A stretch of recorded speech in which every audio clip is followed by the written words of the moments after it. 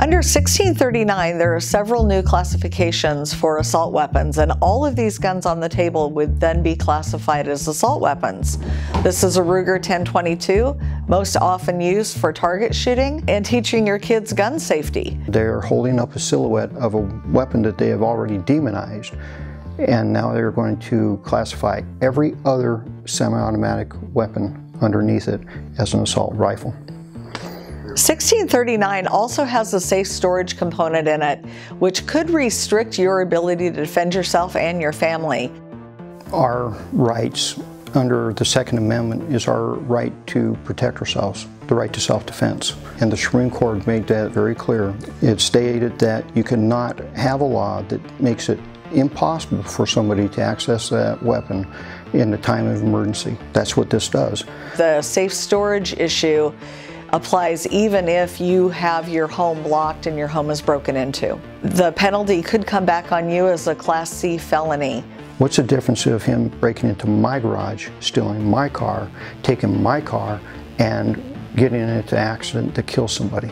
Some groups want you to believe that crime in the United States has been increasing and the only way to stop it is to ban semi-automatic rifles. But violent crimes, including murders, rapes, and robberies, have actually been decreasing for almost 40 years. Of the 2.7 million Americans that die every year, 0.4% or 11,000 happen with firearms.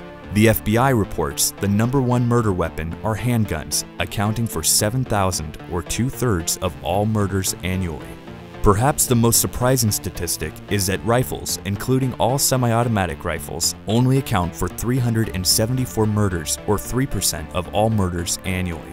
The other 97% of murders happen with other weapons. You are 6 times more likely to be beaten to death and 4 times more likely to be stabbed to death compared to being killed by a rifle.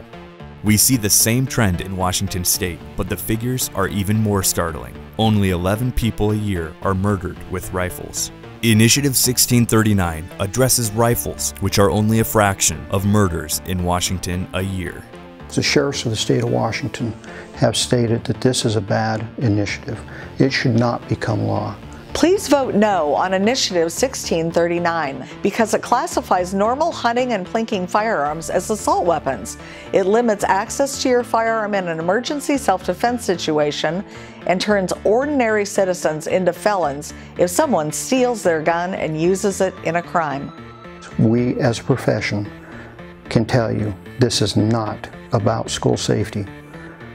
This has nothing to do about protecting you.